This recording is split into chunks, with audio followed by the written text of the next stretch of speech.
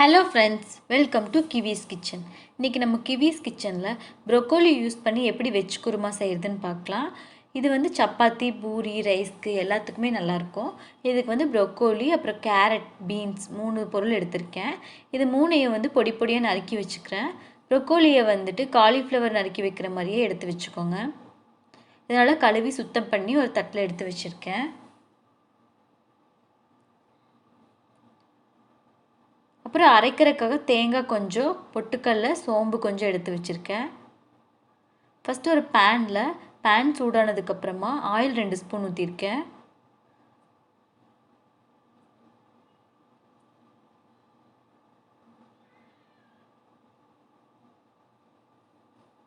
Oil சூடானதுக்கப்புறமா கடுகு, அப்புறம் பிரியாணி இலை, பட்டை, கிராம்பு இதெல்லாம் போட்டிருக்கேன். இதெல்லாம் போட்டிங்கன்னா உங்களுக்கு நல்லா வாசமாக இருக்கும் குருமா.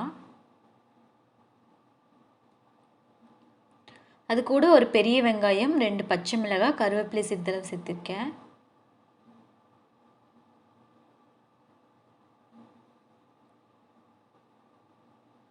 இப்போ இது வணங்குறதுக்காக தேவையான அளவு உப்பு சேர்த்திருக்கேன்.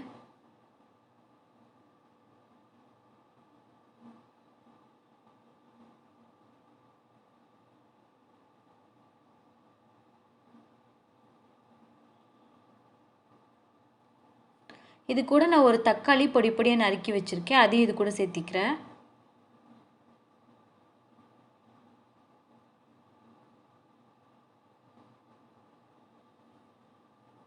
இது நீங்கள் குழந்தைகளுக்கு வந்து லஞ்ச் பாக்ஸ் ரெசிபியாக கூட நீங்கள் கொடுத்து விடலாம். தேவையான அளவு மஞ்சத்தூள் சேர்த்திருக்கேன். மஞ்சத்தூள் சேர்த்துனிங்கன்னா உங்களுக்கு பச்சை வாசம் எல்லாமே போயிடும்.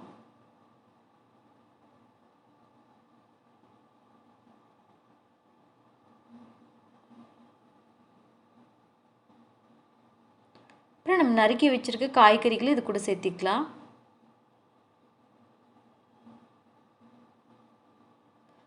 காய் சாப்பிடாத குழந்தைக்கு கூட இந்த மாதிரி நீங்கள் டிஷ் செஞ்சு கொடுத்தீங்கன்னா விரும்பி சாப்பிடுவாங்க.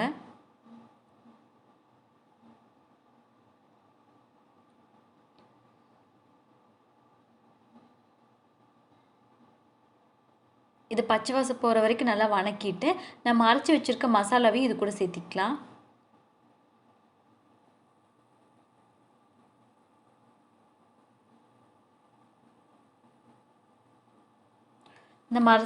நம்ம அரைச்சி வச்சுருக்க மசாலாவோட தண்ணியும் இது கூட சேர்த்திக்கிறேன்.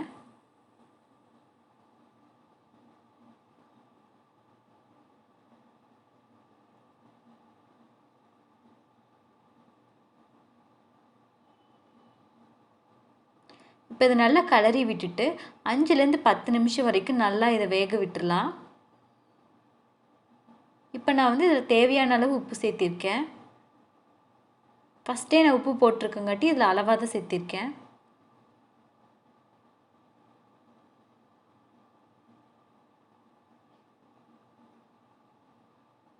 இது நான் ஒரு மூடி போட்டு 5 மினிட்ஸ்லேருந்து 10 மினிட்ஸ் வரைக்கும் நான் குக் பண்ணிக்கிறேன். இப்போ வந்து நமக்கு கொஞ்சம் ரெடி ஆயிடுச்சு.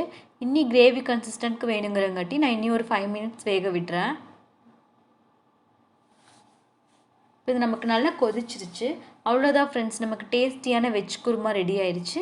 நீங்களும் கண்டிப்பாக இந்த ரெசிபியை உங்கள் வீட்டில் ட்ரை பண்ணி பாருங்கள். இந்த ரெசிபி பிடிச்சிருந்தா நம்ம கிவிஸ் கிச்சனுக்கு சப்ஸ்கிரைப் பண்ணுங்கள், லைக் பண்ணுங்கள், ஷேர் பண்ணுங்கள். தேங்க்யூ ஃபார் வாட்சிங்.